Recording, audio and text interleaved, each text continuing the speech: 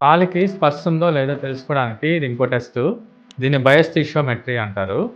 Hi అండి. నేను మీ doctor Sunil, plastic surgeon Ongole. So, దీంట్లో ఏం చేస్తామంటే పాదానికి స్పెసిఫిక్‌గా వైబ్రేషన్ పంపిస్తాం అనమాట.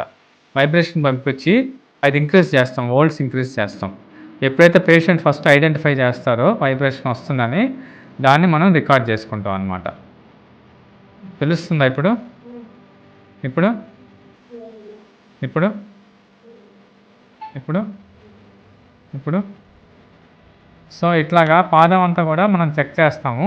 చెక్ చేసి ఎక్కడ తెలుస్తుంది, ఎంతలో తెలుస్తుంది అనేది మనం రికార్డ్ చేస్తాం అనమాట. సో, ఇదేంటంటే ఎర్లీ స్టేజెస్‌లో పాదానికి స్పర్శ పోతుందని తొందరగా తెలుసుకోవడానికి మనకి ఈ టెస్ట్ ఉపయోగపడుతుందనమాట. జనరల్‌గా ఇది 15 వోల్ట్స్ కంటే తక్కువ ఉంటే నార్మల్‌గా ఉన్నట్టు. కానీ చాలామందికి ఏంటంటే 15కి తెలుస్తది, కొంతమందికి 20 తెలుస్తది, కొంతమందికి 40 తెలుస్తది.